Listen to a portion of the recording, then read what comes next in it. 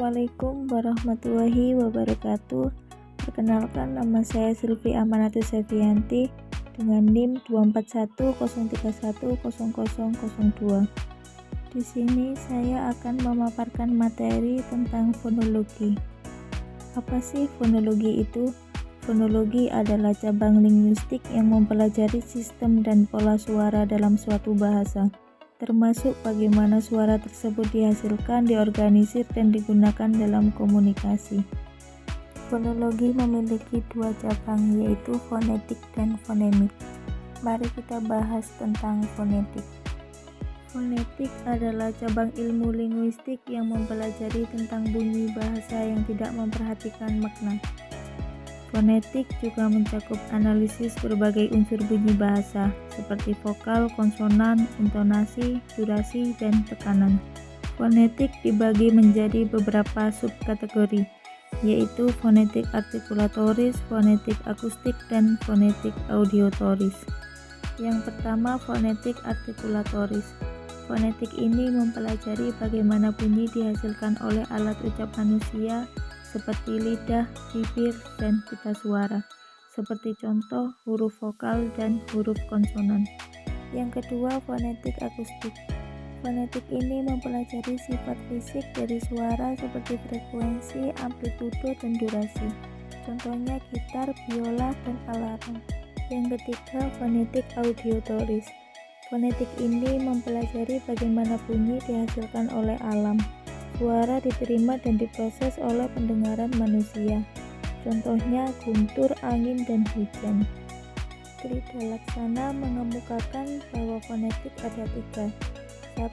Fonetik instrumental, 2. Fonetik terapan, yang ketiga fonetik parametris. Fonetik instrumental yaitu menggunakan alat atau teknologi untuk menganalisis bunyi secara objektif, seperti spektrogram dan osiloskop. Fonetik terapan yaitu menerapkan pengetahuan fonetik dalam praktik, seperti dalam pengajaran bahasa, koreksi pengucapan, dan teknologi pengenalan suara. Sedangkan fonetik parametris yaitu mengukur sifat bunyi dalam parameter terukur, seperti durasi, frekuensi, intensitas untuk analisis akustik. Gamelan mengemukakan bahwa fonetik ada dua, yaitu fonetik umum dan fonetik khusus. Fonetik umum mempelajari bunyi bahasa secara umum tanpa fokus pada bahasa tertentu. Sedangkan fonetik khusus yaitu menganalisis bunyi dalam bahasa tertentu, termasuk pola fonologis dan variasi aksen. Selanjutnya, alat ucap dalam fonetik. Alat ucap adalah bagian tubuh manusia yang digunakan untuk menghasilkan bunyi-bunyi bahasa. Alat-alat ini bekerja sama dalam proses artikulasi untuk memproduksi suara yang membentuk kata dan kalimat. Alat ucap dibagi menjadi dua, yaitu alat ucap artikulator pasif dan artikulator aktif. Artikulator pasif yaitu bagian tubuh yang tidak bergerak, tetapi menjadi tempat kontak bagi alat ucap aktif dalam menghasilkan bunyi. Contohnya pada gigi, menjadi tempat kontak untuk bunyi seperti T, D, atau S. Contoh yang kedua pada langit-langit keras, tempat kontak bunyi seperti K dan G. Contoh yang ketiga pada langit-langit lunak, tempat untuk mengontrol aliran udara saat menghasilkan bunyi nasalis seperti M atau N. Artikulator aktif yaitu bagian tubuh yang bergerak untuk membentuk bunyi bahasa. Contohnya pada lidah, menggerakkan diri ke berbagai bagian mulut untuk membentuk berbagai bunyi konsonan dan vokal. Contoh yang kedua pada bibir, menggerakkan bibir untuk membentuk bunyi seperti P, D, atau M. Ada 25 organ alat ucap manusia yang terlibat dalam produksi suara. Beberapa organ alat ucap manusia bisa dilihat di PPT saya. Selanjutnya ada vokal. Dalam fonetik, vokal adalah bunyi yang dihasilkan tanpa hambatan signifikan pada aliran udara, sehingga suara dapat mengalir bebas melalui saluran vokal. Vokal terbentuk ketika pita suara bergetar dan udara keluar melalui mulut, dengan modifikasi bentuk rongga mulut dan posisi lidah serta bibir. Huruf vokal seperti A, I, U, E, dan O. Vokal dapat dibedakan berdasarkan beberapa fitur, seperti 1. Posisi lidah, 2. Bentuk bibir, 3. Durasi. Selanjutnya konsonan. Konsonan adalah bunyi yang dihasilkan dengan adanya hambatan atau penyempitan aliran udara di saluran vokal, baik itu rongga mulut atau tenggorokan. Terdapat 21 huruf konsonan, yaitu sudah tertera di PPT saya. Konsonan dibedakan menjadi 3, yaitu konsonan berdasarkan artikulator dan titik artikulasinya, konsonan berdasarkan urut tidaknya pita suara bergetar, dan konsonan berdasarkan jalan yang diikuti arus udara ketika keluar dari rongga ujaran. Yang pertama, konsonan berdasarkan artikulator dan titik artikulasinya. Seperti contoh, 1. Konsonan bilabial, 2. Konsonan labiodental, 3. Konsonan apiko-interdental, 4. Konsonan apiko-alveolar, 5. Konsonan palatal, 6. Konsonan velar, 7. Konsonan glottal stop, dan yang ke-8 konsonan laringal. Yang kedua, konsonan berdasarkan turut tidaknya pita suara bergetar, seperti konsonan bersuara dan konsonan tak bersuara. Yang ketiga, konsonan berdasarkan jalan yang diikuti arus udara ketika keluar dari rongga ujaran, seperti contoh konsonan oral dan konsonan nasal. Selanjutnya, intonasi.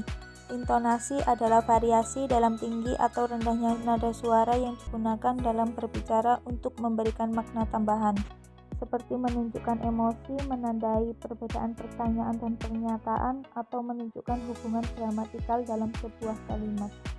Cabang intonasi ada 4, yaitu tekanan, durasi, nada, dan perhentian. Cabang intonasi yang pertama yaitu tekanan. Tekanan menunjukkan penekanan pada kata atau suku kata tertentu dalam kalimat. Tekanan dapat mengubah fokus atau makna kalimat tanpa mengubah kata-katanya. Cabang intonasi yang kedua ada nada. Nada merujuk pada tinggi atau rendahnya suara dalam berbicara. Perubahan nada memberikan makna tambahan seperti menunjukkan emosi atau membedakan jenis kalimat. Cabang intonasi yang ketiga yaitu durasi. Durasi merupakan lamanya suatu bunyi atau kata diucapkan. Durasi dapat menunjukkan ketegasan, memberikan penekanan, atau menunjukkan ketidakpastian. Cabang intonasi yang terakhir yaitu perhentian. Perhentian adalah jeda dalam kalimat yang membantu mendemonstrasikan struktur kalimat dan memberi waktu bagi pendengar untuk memahami atau mengatur informasi. Selanjutnya, mari kita bahas cabang fonologi yang kedua yaitu fonemik adalah istilah yang berkaitan dengan fonem, yaitu unit suara terkecil dalam bahasa yang dapat membedakan makna. Misalnya perbedaan suara B dan P dalam kata betis dan petis. Fonemik dapat diklasifikasikan atau digolongkan atas fonem segmental dan fonem suprasegmental. Fonem segmental yaitu bunyi yang membentuk kata, terdiri dari vokal dan konsonan. Fonem ini disebut juga fonem primer. Contoh pada kata kapal, fonemnya adalah K, A, P, A, dan L. Fonem segmental ini dibagi atas vokal, diftong, dan konsonan. Yang pertama, fonem vokal, yaitu bunyi yang dihasilkan tanpa hambatan. Aliran udara disalurkan vokal. Contohnya adalah A, I, U, E, dan O. Selanjutnya, fonem diftong. Gabungan dua vokal dalam suatu suku kata yang diucapkan sebagai satu bunyi. Contohnya adalah AI dalam kata baik dan AU dalam kata baut. Yang selanjutnya fonem konsonan. Bunyi yang dihasilkan dengan adanya hambatan aliran udara di saluran vokal. Contohnya adalah P, T, K, S, dan M. Yang selanjutnya ada fonem suprasegmental, yaitu elemen fonologi yang mempengaruhi lebih dari satu fonem dalam ucapan.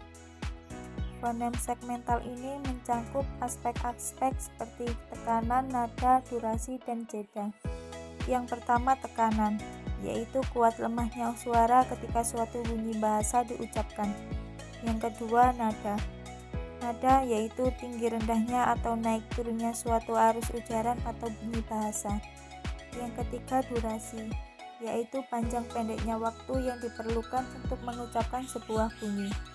Yang keempat, jeda, yaitu perhentian di antara arus ujaran baik di antara fonem dan fonem manapun di antara kata dan kata. Di dalam fonemik ada alofon, yaitu variasi bunyi dari suatu fonem yang muncul karena pengaruh konteks tetapi tidak mengubah makna kata. Selanjutnya, perubahan fonem, yaitu perubahan bunyi dalam bahasa yang terjadi seiring waktu baik pada vokal maupun konsonan. Contoh perubahan fonem yaitu asimilasi dan disimilasi. Asimilasi adalah perubahan bunyi menjadi mirip dengan bunyi di sekitarnya untuk mempermudah pengucapan. Asimilasi dapat dibedakan menjadi dua, yaitu berdasarkan tempat yang diasimilasikan dan berdasarkan sifat asimilasi. Asimilasi berdasarkan tempat yang diasimilasikan, yaitu asimilasi progresif dan asimilasi regresif. Sedangkan berdasarkan sifat asimilasi, terdapat dua, yaitu asimilasi total dan asimilasi parsial. Yang terakhir ada disimilasi, yaitu perubahan bunyi menjadi lebih berbeda untuk mengurangi kemiripan. Contohnya pada sayur-sayur menjadi sayur mayur. Sekian materi yang dapat saya sampaikan, ada kurang lebihnya mohon maaf. Wassalamualaikum warahmatullahi wabarakatuh.